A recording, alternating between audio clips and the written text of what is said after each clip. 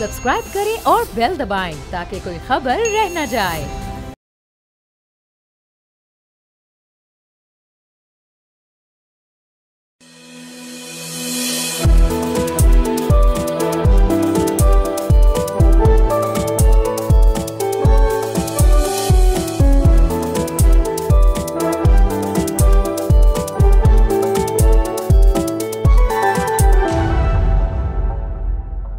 अस्सलाम वालेकुम and very good morning नाजरीन। प्रोग्राम फ्रंट पेज के साथ मैं हूं आपका होस्ट मुइज़ुर रहमान और मैं हूं अरीबा फातिमा। नाज़रीन, आज हम प्रोग्राम के आगाज़ में एक ऐसी स्टोरी पे गुफ्तगू करेंगे जो मेरे ख्याल में पाकिस्तान में अभी तक कहीं नहीं कवर की गई और वो एक धमाकेदार स्टोरी है। एक्सक्लूसिवली हम यहाँ पे कवर करेंगे और जब आप उस स्टोरी के बारे में आपको पता लगेगा तो आपके औसान ख़ता हो जाएंगे। अरीबा, क्या ख्याल है आपका इस बारे में? बिल्कुल मुइज़, आई थिंक औसान ख़तर ना भी हो तो एटलीस्ट लोगों को धचका ज़रूर लगेगा कि ये अभी अभी हुआ है और बिल्कुल भी मेन स्ट्रीम न्यूज़ में इसके ऊपर बात नहीं हो रही। बिल्कुल, तो चलते हैं अपनी पहली खबर की तरफ। जी नाज़रीन, बात करेंगे हाईली क्लासिफाइड डॉक्यूमेंट्स के बारे में जो यूनाइटेड स्टेट्स ऑफ अमेरिका की तरफ से लीक कर दिए गए हैं। और ये इसलिए भी बहुत ज़रूरी है क्योंकि इन डॉक्यूमेंट्स में इज़राइल का जो भी प्लान्स हैं ईरान के ऊपर अटैक करने के वो मौजूद हैं। ये दो डॉक्यूमेंट्स हैं जिनकी तारीख देर डेटेड 16 अक्टूबर, लेकिन 17 अक्टूबर को मिडल ईस्ट स्पेक्टेटर नाम के टेलीग्राम चैनल पर ये शाया किया गए थे। और इससे पहले एक ऐसा चैनल जिसका नाम अभी तक सामने नहीं आया है, वहाँ ये शाया किया गया था जहाँ 7000 ऐसे लोग मौजूद हैं पूरी दुनिया के जिनका किसी न किसी सिक्योरिटी एजेंसी या इंटेलिजेंस के इदारे से ताल्लुक़ है। ये डॉक्यूमेंट्स दो ऐसे डॉक्यूमेंट्स हैं जिनका एक का टाइटल है Israel air force continues preparations for strike on Iran and conducts a second large force employment exercise, जिसका मतलब है कि अभी तक की इजराइल की सेकेंड सबसे बड़ी एम्प्लॉयमेंट डिप्लॉयमेंट एक्सरसाइज जो है वो कंडक्ट हो चुकी है।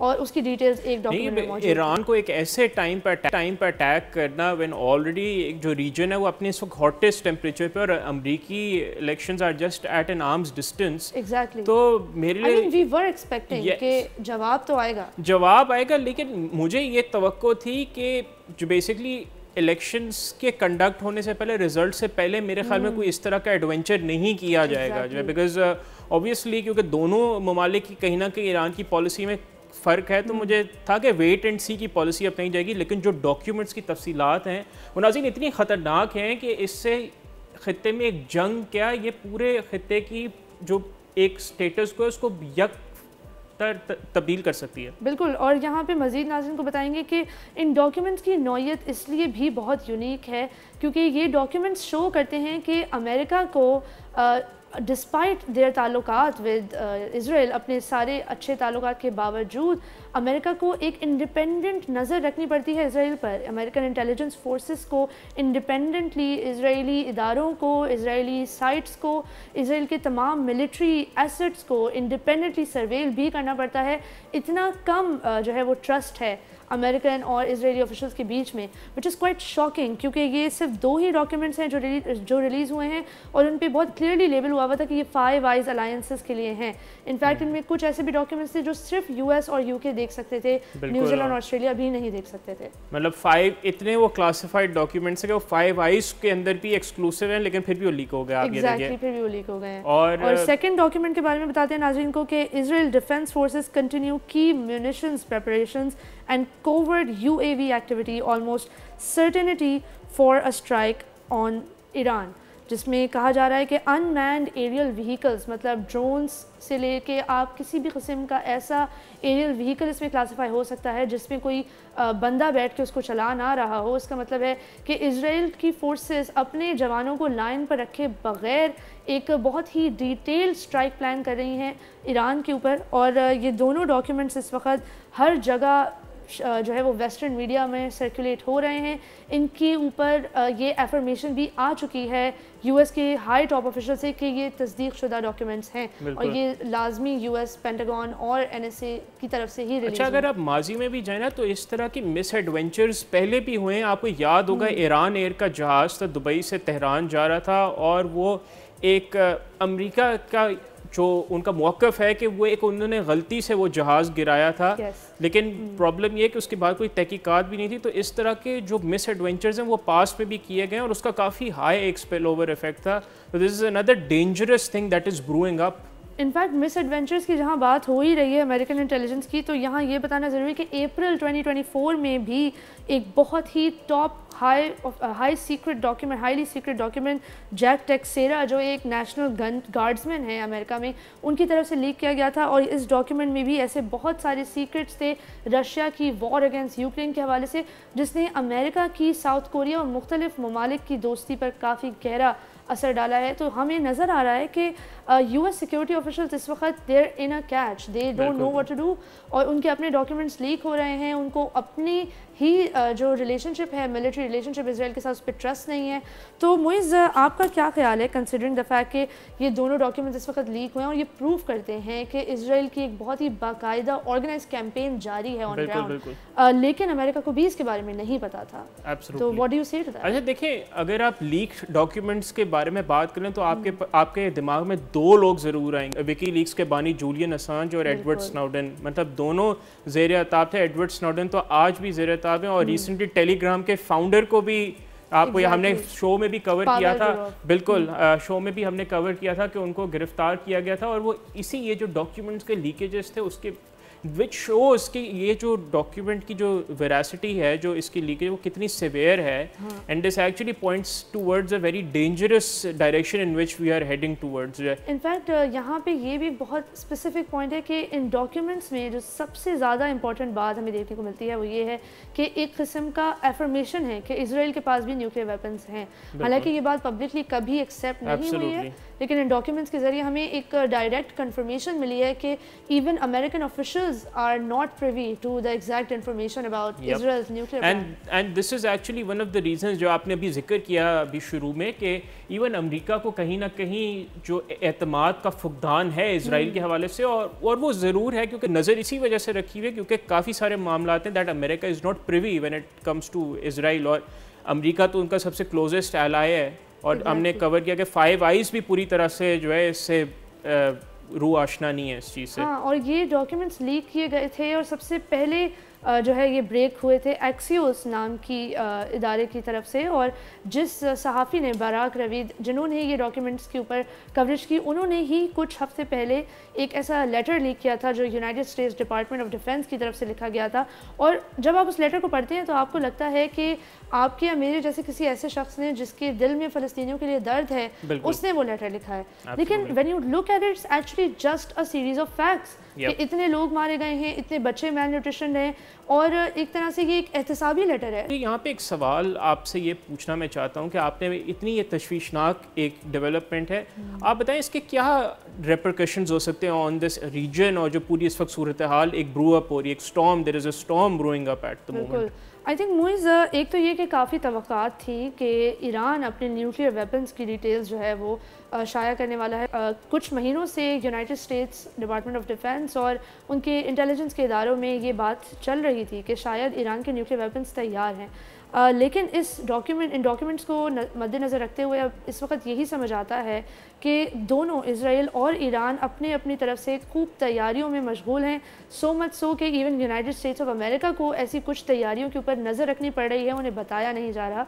तो कंसिडरिंग दिस आई थिंक कि काफ़ी हैवी मूवमेंट है जो मिलिटरीली हो रही है मिडल ईस्ट में इस वक्त, और स्पेशली म्यूनिशंस की जो डेटा है आई थिंक उसके ऊपर और भी तहकीकात करने की ज़रूरत है कि ये म्यूनिशंस एग्जैक्टली इसराइल को कौन फराहम कर रहा है अमेरिका के अलावा, और अमेरिका को कौन फराहम कर रहा है। क्योंकि हमने देखा है अक्सर केसेस में, स्पेशली यूक्रेन के केस में भी, अमेरिका कई सूरतों में वो एग्जैक्ट म्यूनिशन इसराइल को नहीं फराहम कर पाता जो इसराइल को ज़रूरत होती है और या यूक्रेन को ज़रूरत होती है, तो इसलिए वो क्राउड सोर्स करते हैं, आउटसोर्स करते हैं दूसरे मुल्कों से। बिल्कुल। तो आई थिंक ये दिस स्टार्ट्स अ ट्रेंड के अमेरिकन इंटेलिजेंस के इदारों को एक तो अपनी खुद भी सिक्योरिटी पर नज़रसानी करने की ज़रूरत है, और दूसरा कि जो भी तमाम तहकीकाती इदारे हैं दुनिया के, उनको उस पर सख्त नज़र रखने की ज़रूरत है। मज़ीद तहकीकात की ज़रूरत है कि किस किस्म के एक्शंस लिए जाने की तवक्कात है। आपको क्या कोई तवक्कुआत हैं कि इस जानिब कोई तहकीकात होंगी?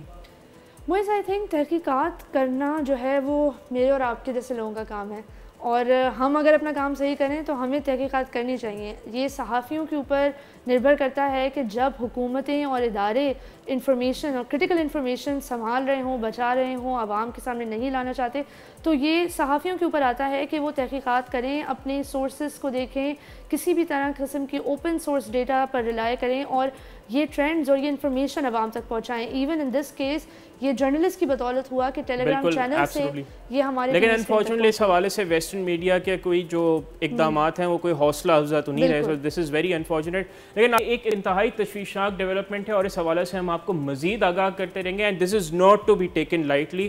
तो हम इस पर जो है एक सख्त नज़र रखेंगे और आपको अपडेट करते रहेंगे। लेकिन यहाँ वक्त हुआ है एक ब्रेक का, कहीं नहीं जाइएगा, हमारे साथ ही रहिए, देखते रहिए बोलने।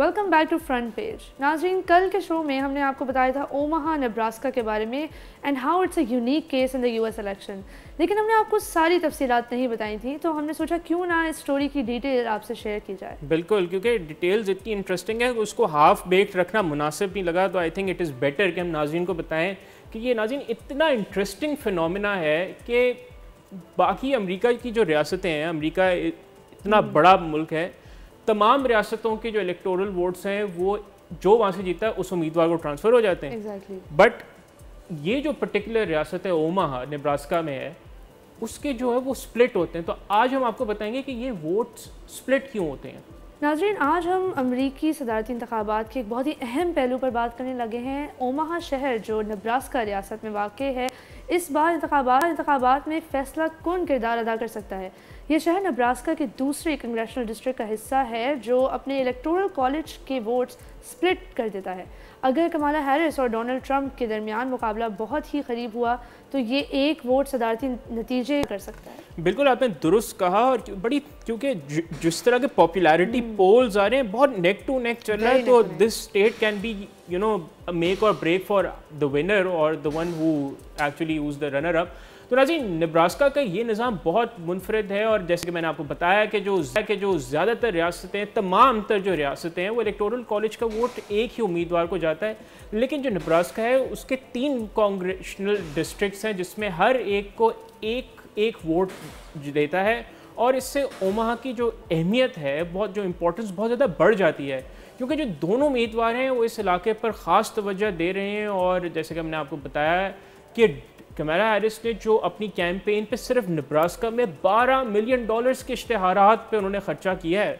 एग्जैक्टली और नेब्रास्का के गवर्नर्स एक्चुअली इस बात को बहुत फ़ख्र का बायस समझते हैं कि उनकी रियासत में हर प्रेसिडेंशियल कैंडिडेट को प्रॉपर मेहनत करनी पड़ती है। और ये भी एक दिलचस्प बात है कि ट्रंप की कैंपेन ने इश्तिहारात पर तकरीबन कुछ भी खर्च नहीं किया है। इसके बजाय उन्होंने रियासती असम्बली पर दबाव डालने की कोशिशों के लिए काफ़ी कुछ इंतज़ाम किया है और इस निज़ाम को तब्दील करने के लिए भी बहुत कोशिशें की हैं और तमाम वोट एक ही उम्मीदवार को ताकि जाए और उसको उनका भरपूर फ़ायदा होगा। लेकिन एक रिपब्लिकन सेनेटर की वजह से ये कोशिशें नाकाम हो रही हैं। डोनाल्ड ट्रंप का, क्योंकि रियलिस्टिकली स्पीकिंग ये उनकी ज़िंदगी का ये आखिरी सदारती इलेक्शन होगा, तो ऑब्वियसली उनके लिए ये जीतना बहुत ज़रूरी है। Yes, everything is on the line. और अजीम, यहाँ पे ये बात भी बहुत गौर तलब है कि अगर कमाला हैरिस 3 अहम मिड वेस्ट रियासतें जीत जाएँ और डोनाल्ड ट्रंप जो है वो सदर्न स्टेट्स, तो नेब्रास्का का ये एक वोट बहुत अहम हो जाएगा। अगर कमाला हैरिस ये वोट जीत जाएँ तो वो सदर बन जाएंगी और अगर डोनाल्ड ट्रंप जीते तो इंतखाबात बराबर हो जाएंगे। ऐसी सूरत में हाउस ऑफ रिप्रेजेंटेटिव्स सदर का फैसला करेगी, जहां रिपब्लिकन्स को बहुत ज़्यादा फ़ायदा है because they have the edge in the upper house. पिछले 10 सालों में जो रिपब्लिकन पार्टी जो है वो एक समझो डोनाल्ड ट्रंप की पार्टी जैसी बन गई। इवन तो वहाँ पे कहीं ना कहीं डिसएग्रीमेंट है, बट डोनाल्ड ट्रंप ओवरवेलमिंगली उसको ओवर रूल करते हैं, जो पूरे रिपब्लिकन्स के जो उनके सपोर्टर्स के जो इमोशंस हैं, तो उनके लिए तो ये बिल्कुल, अगर आखिरी इलेक्शन भी उनका रियलिस्टिकली स्पीकिंग का, और this is why everything was on the line, और उन्होंने तो बहुत जान मारे हो अपनी कैंपेन में। और अजीन, हम आपको यहाँ बताएं कि एक गौरतलब बात यहाँ पे ये है कि अगर कमला हैरिस जो 3 अहम मिडवेस्ट स्टेट्स हैं वहाँ से वो जीत जाएं, और डोनाल्ड ट्रंप यहाँ पे जो सदर्न स्टेट्स हैं वो जीत जाएं, तो जो नेब्रास्का का एक वोट है वो बहुत ज़्यादा अहम हो जाएगा। वो जिस तरह कहते हैं ना गोल्डन पॉइंट, जब जिस तरह टेनिस में ड्यूस हो जाता है तो एडवांटेज ये हो जाता है, तो अगर कमला हैरिस ये वोट जीत जाएं तो वो सदर बन जाएंगी, और अगर डोनाल्ड ट्रंप यहाँ जीतें तो इंतखाबात बराबर हो जाएंगे। और जब इंतखाबात बराबर हो जाएं तो जो अपर हाउस है ऐसी सिचुएशन में, जिसका हाउस ऑफ रिप्रेजेंटेटिव्स कहा जाता है, वो सदर का फैसला करेगी। और जहाँ रिपब्लिकन्स को फ़ायदा है, और जिस किस्म की इस वक्त अमेरिका में पोलराइजेशन है, मुझे तो कतई तौर पे नहीं लगता कि वहाँ पे, इवन दो अमेरिका में जो है डाइसेंट आप कर सकते हैं, दूसरी पार्टी को वोट दे सकते हैं, बट क्लियरली वहाँ पे डोनाल्ड ट्रंप ही जीतेंगे अगर वहाँ तक बात पहुँची तो। एग्जैक्टली और फिर भी आई थिंक वहाँ तक बात पहुँचना भी काफ़ी बड़ी बात है, क्योंकि अमेरिका की हिस्ट्री में यूजुअली काफ़ी क्लियर कट रहा है। बिल्कुल, और अभी एक्चुअली इस दफ़ा शायद, अच्छा मुझे ज़ाती तौर पे मुझे नहीं लगता कि वहाँ तक नौबत जाएगी, लेकिन जा भी सकती है, क्योंकि जो पॉपुलैरिटी इंडेक्स है वो बहुत, मतलब तकरीबन बराबर का मुकाबला चल रहा है। That's very true. और ये सिस्टम वैसे भी बहुत ही पेचीदा है, क्या आपको नहीं लगता कि ये आम लोगों के लिए समझना मुश्किल है? बहरहाल ओमाहा के लोग इस सूरत हाल से खूब फ़ायदा उठा रहे हैं। वो अपने घरों पर मखसूस साइंस लगा रहे हैं, हैरिस के हामी नीले डॉट्स वाले साइन इस्तेमाल कर रहे हैं, और ट्रंप के हामी नेब्रास्का की शक्ल में नेब्रास्का के मैप के ऊपर सुर्ख निशान और सुर्ख नक्शे लगा रहे हैं। बिल्कुल, ये सबसे दिलचस्प यहाँ पे ये बात है। लेकिन क्या ये जमहूरियत के लिए ये सेहतमंद है? एक तरफ तो ये निज़ाम लोगों को ज़्यादा शमूलियत का एहसास देता है, लेकिन दूसरी तरफ ये इंतखाबी निज़ाम को और भी पेचीदा बना देता है, क्योंकि अमेरिकन जो सिस्टम है वो ऑलरेडी काफ़ी पेचीदा है। स्पेशली जो कल हमने बात बताई थी नाज़रीन को कि वहाँ पे पॉपुलर वोट जीतने का ये कतई तौर पे मतलब नहीं है कि आप सदर बन जाएंगे। बिल्कुल, तो यहाँ पे देखा जाए तो दोनों जो उम्मीदवार हैं वो सिर्फ अपने मफादात के लिए इस निज़ाम का फ़ायदा उठाने की कोशिश करें, ना कि आवाम के मफाद के लिए। आखिर में ये सब कुछ वोटर्स को उलझन में डाल सकता है, क्योंकि इतना कॉम्प्लिकेटेड निज़ाम वोटर्स को वोटिंग करने में बहुत ज़्यादा ऑब्स्टिकल्स क्रिएट कर सकता है। हमें उम्मीद करनी चाहिए कि जो भी जीते वो पूरे मुल्क के मफाद को सामने रखे, और सिर्फ मुल्क के ही नहीं पूरी दुनिया के मफाद को सामने रखे, ना कि सिर्फ चंद वोटों की वजह से जीतने वाले इलाकों का।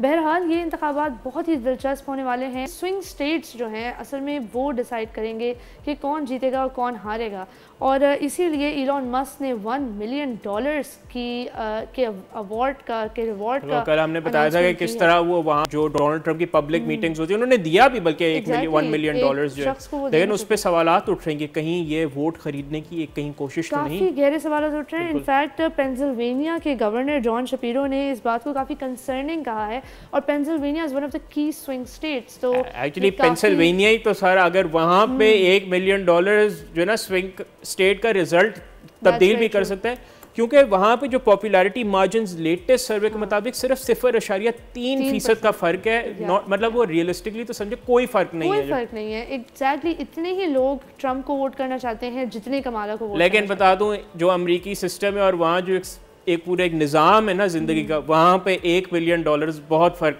डाल सकते हैं। हाँ, डेफिनेटली फ़र्क डाल सकते हैं, स्पेशली अगर इलॉन मस्क अपने वादे को पूरा करें और एक्चुअली हर दिन $1 मिलियन का अवार्ड दें जब तक इलेक्शन ना हो, which is quite many millions of dollars. Yes, अभी 5 नवंबर में काफ़ी ज़्यादा दिन है, और आई थिंक कैंपेन के जो डेडलाइन है that is till the 3rd of November। And this is apart from the $75 million जो उन्होंने पहले से प्रॉमिस किए हैं रिपब्लिकन कैंपेन को।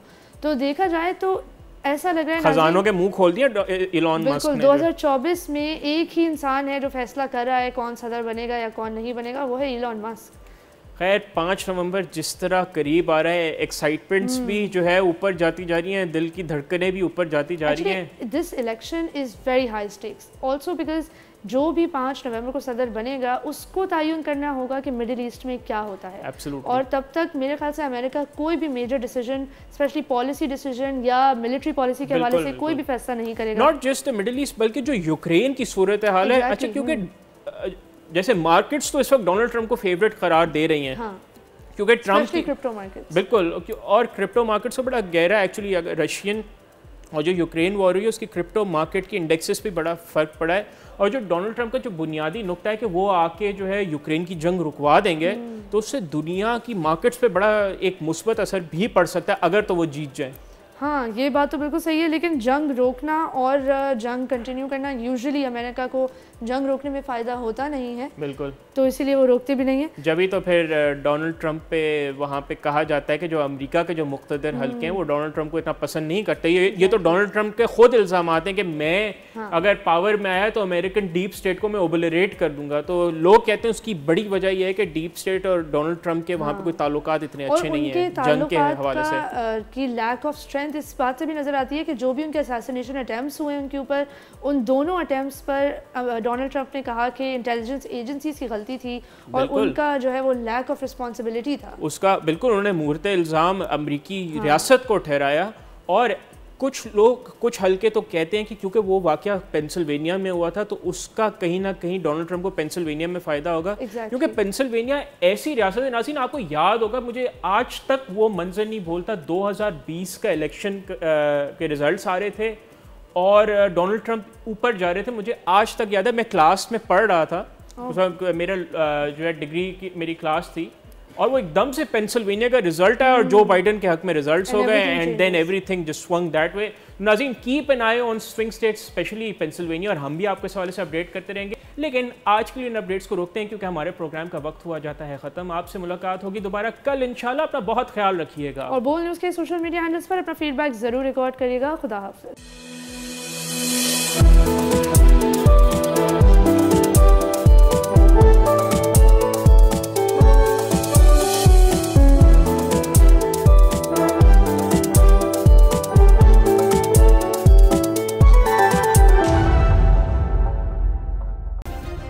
सब्सक्राइब करें और बेल दबाएं ताकि कोई खबर रह न जाए।